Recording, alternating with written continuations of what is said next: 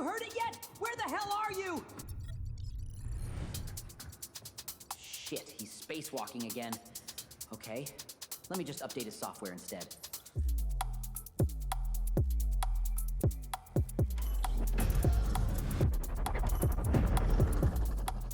You got 30 seconds to move!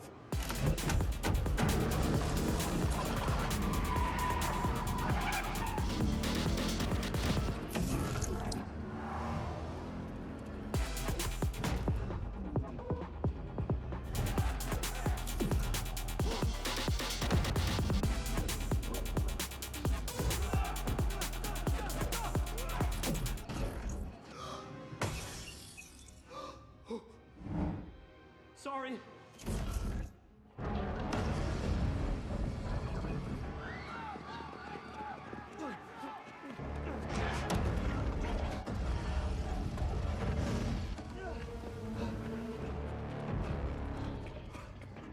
Okay, I understood. Seedance 2.5 is insane!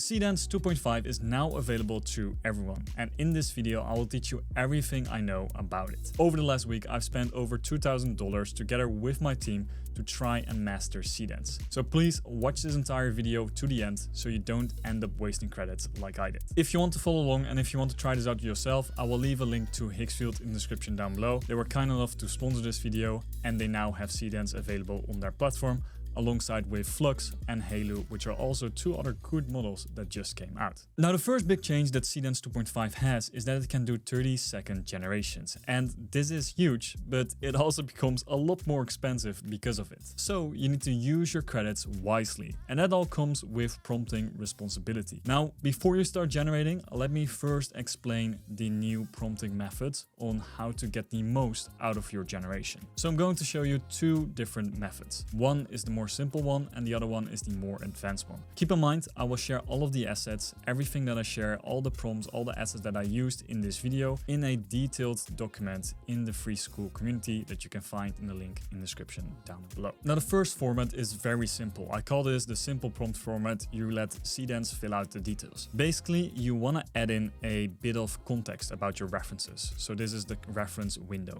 Here you're going to say like image 1 is, for example, a guy in his mid-20s. He is this, this, and this. Image 2 is your other subject. Then audio 1 is a voice reference for your character. You want to match that voice with the dialogue. Then you want to give some scene context, where we are, who's there, and is this a long continuous take. You can add in some technical details like the lens, the depth of field, you can add grain, etc. Then following up, you have the dialogue language. For example, I have a slightly Dutch accent. If I want to include it, I can say like a male Dutch accent. He is about 25 years old, something like that. Following up, we're describing our scene. So we're describing exactly what we want to happen at cut 1, at cut 2, at cut 3. This is a very simplified timeline prompting. We're not including any like at this second, this happens, at that second, that happens. You just include what you want to have happen in that scene, no matter the length. And you're just going to describe it like you are a director. If you have one long continuous take, then you have no cuts, and then you need to describe what's happening. You describe the shot plus all of the dialogue. And lastly, I have this one part that is to keep the following things consistent, and that's just like a prompt to just dial it in. So for example, if we put this into action, I have this example right here of my asset is this young Japanese woman, and I want her to do a handheld vlog on a date in Japan. So it looks as follows. Our prompting reference is very simple. We just have add image 1. It's the look reference, the Japanese woman. Then we have the scene context, and I'm gonna describe on a date in Japan early morning into night. Then here I'm adding in some technical details. And basically here we're gonna give our idea. So we're gonna describe like we are the man behind the frame holding the camera, the woman is excited, like we adding in all of our different context. You can pause the screen or you can read my prompt in the school community. Here we're gonna add in all of these different details. Then the more context about the scene is that I want to show the whole date, like how the whole day went. And then lastly, I'm adding in just the whole idea of what I want in here. It's a very simple prompt. So we're going to take this prompt, we're going to go over to Higgsfield. Here you want to switch over to Seedance 2.5. Then you're going to drop in your prompt, and then you want to add in your image, as we don't have the image right now. Then you want to attach the image right here, and you want to make sure that this one is linked. Now you can go up to 30 seconds right here, and you can only do 720p for now. I'm hoping and I'm expecting that maybe in a few weeks time we will also have 1080p. And then you want to click generate, and then you get a result like this.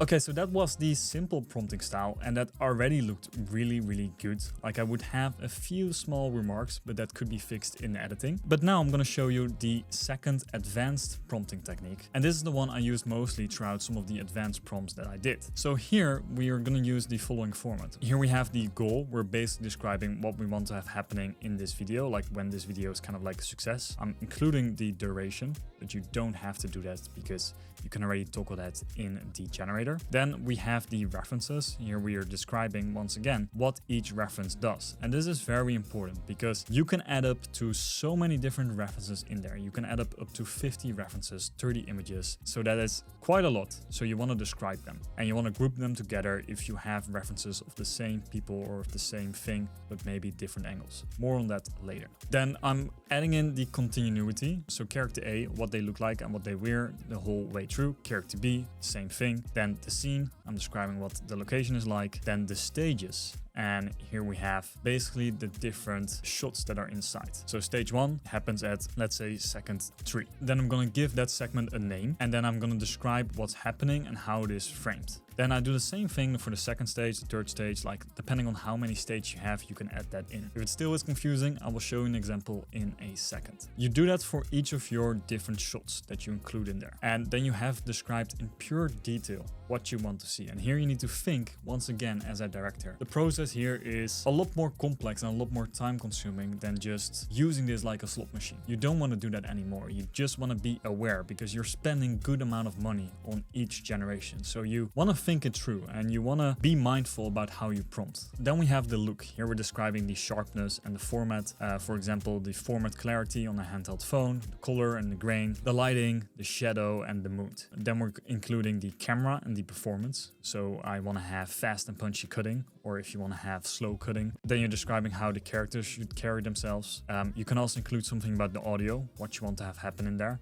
So do you want to have music? What kind of style? Do you want to have sound? Do you want to have the ambience, subtitles? All of that, you can include that in your prompt. Lastly, I'm going to include 2 rules, that is keep consistent. And I'm going to say like same character A, same character B. You want to customize this according to your needs so that these things don't mess up. Then you can also say do not include brand logos, extra people, text on screen, or anything else that you don't want to have in the frame. What that prompt looks like is as follows. Now here's a quick example of what a prompt like that could look like. I have the goal of a cinematic chase sequence shot with large format IMAX clarity. Then I want to have continuity. I'm going to describe what my subject is like, the creature, all of those different things. Then the stage, what's going to happen in the first 4 seconds. Then stage 2, that is the approaching the edge. Then the camera stays close. You want to think like a director here. You have full control over what you want to see. But you got to be mindful again that what you're putting in there needs to make sense. So you're doing that for all of the stages. Then you can include your visual style. Again, you can pause this if you want to read all of this. You can do the camera performance, the audio,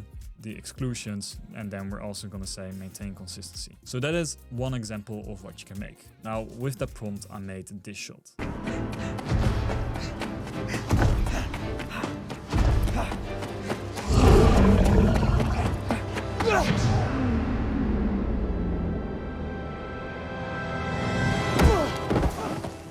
Moving on, you gotta learn how to use references. With 50 references, it has become more important to be detailed and correct about them than it was before. Because up until before, you could maybe add like 14 or 16 references, but now it is as followed. You can do 30 images, 10 videos, and 10 audio clips. If that sounds confusing to you, let me explain it to you. So regardless of anything, you can always add 30 images. For the videos, you can have 10 videos, that are 30 seconds combined in terms of length. So that means that you could have one video that is 21 seconds long, while the other 9 videos are 1 second long. Like together, that is 30 seconds. Then for the audio, the same thing is applied. You can only do audio up until 30 seconds long. And keep in mind, this is per prompt or per request. Would I recommend using that many references? No. Would Seedance recommend it? No. Like, this is what I found on Seedance page. They want you to put 1 to 8 distinct subjects across subject reference images. If that sounds fake to you, that is because it is. The best way to describe this is, instead of doing one image of your character, which is a character sheet, where you have like 3 different angles, you can now, because you have so many different references that you can put in there. So for example, I am a character. I can have 4 different angles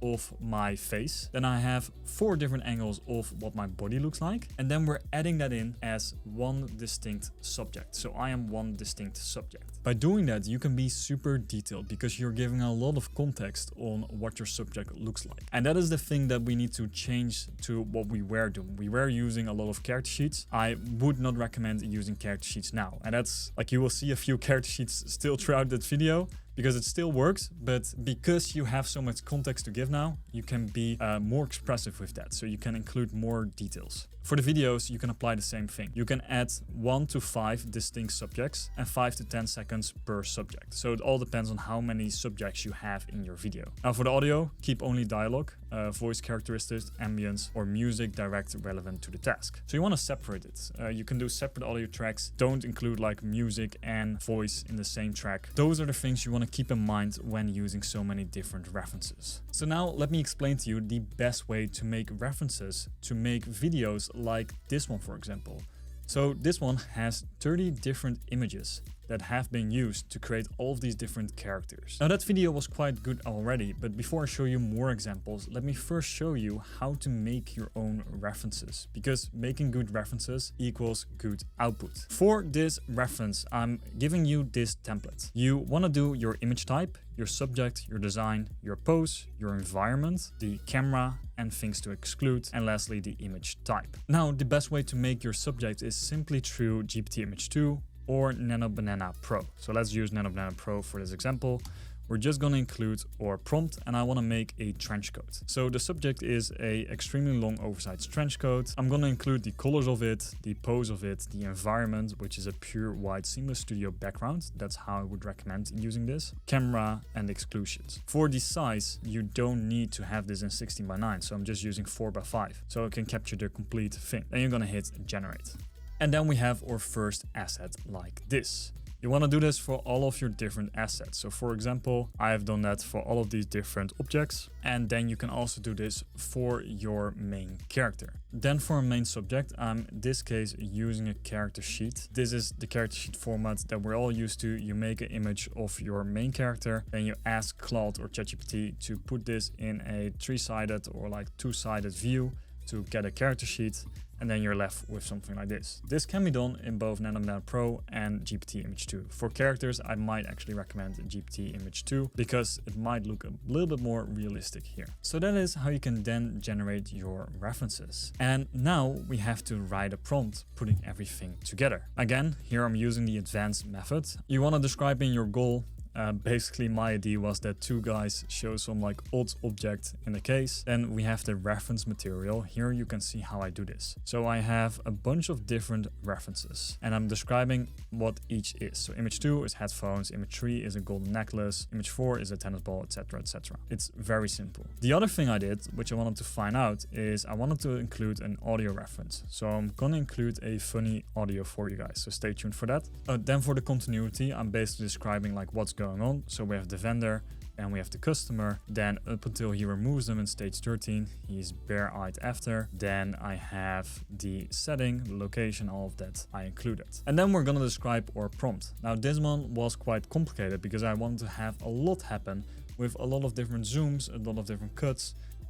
So I had to describe it really well in what's happening. Again, I would recommend pausing this to analyze this so you can go through the prompt yourself and you fully understand what I do. But once you do something like that and you hit generate, then this is a shot that you get from that.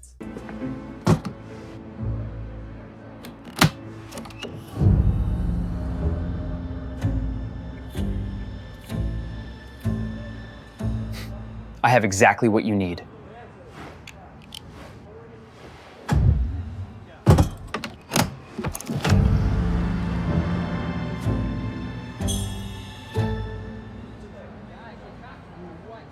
That's a lot of stuff right here. So yeah, you can generate some weird scenes with all of these different references that you can include. I'm hoping you have fun with it. I sure had when adding this voiceover in there. Now, one of the things Seedance 2.5 excels at is realism. And I want to point this out by showing you this clip.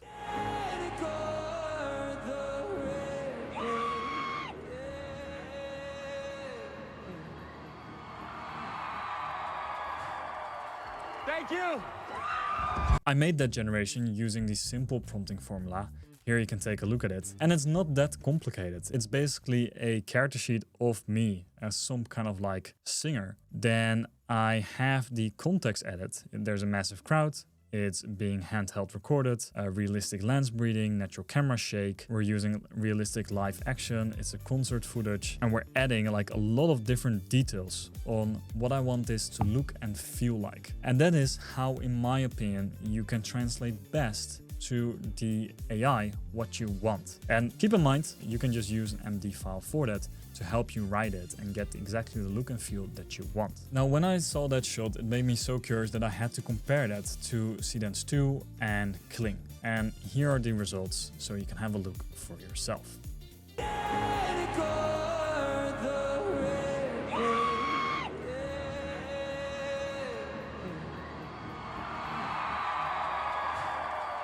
Thank you.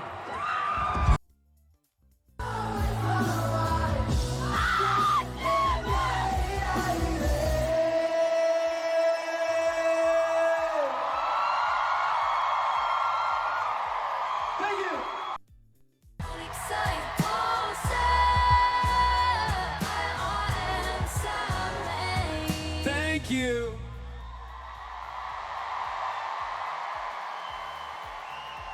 Now, if on all three we pause the frame on the girl that we're panning to, then you can see that the quality of Seedance 2.5 is the best. Even though it's 720p, it just looks the most realistic. The other ones, it looks a bit plasticky.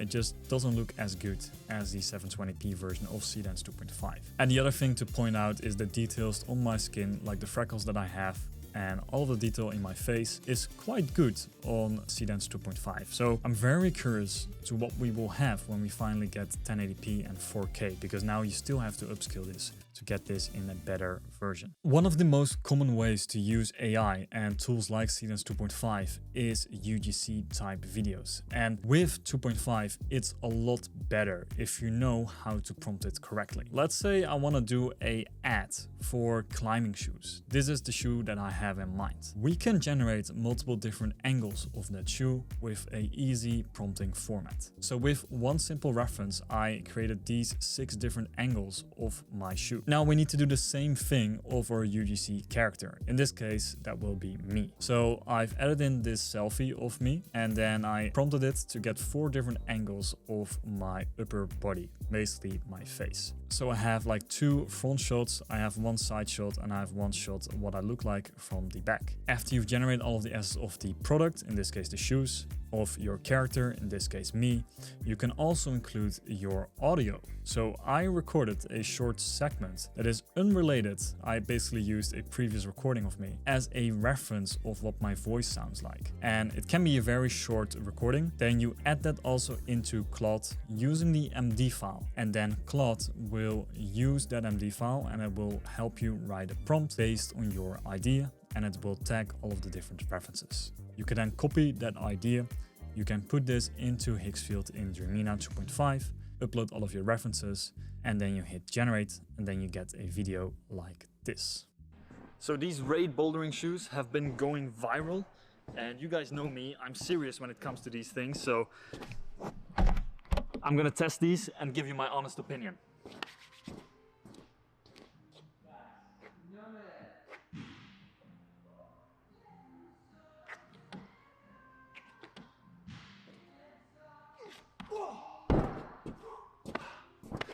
Okay, these ratios are pretty legit. In terms of the voice, I was a bit skeptical because I only added in like a 16-second reference of what my voice sounds like, and I think it has done a decent job on getting it similar to what I sound like. Another thing that I want to point out, which you want to avoid if you want to save your credits, is creating long videos. And by long videos, I mean videos that are 180 seconds long. On Seedance 2.5, you have the option to generate longer generations, but basically what it is 6 30-second videos stitched together. And that's all based on one prompt. And one prompt is only like 5,000 characters. So there's not a lot of detail you can add into like a 3-minute video. So I would recommend not using that. The best thing that you can do if you want to have one continuous scene, or if you want to have everything matched together, is you keep using your previous video as a reference, and then you describe what you want to have happen next. This also allows you to introduce new references, so new images or new subjects or new objects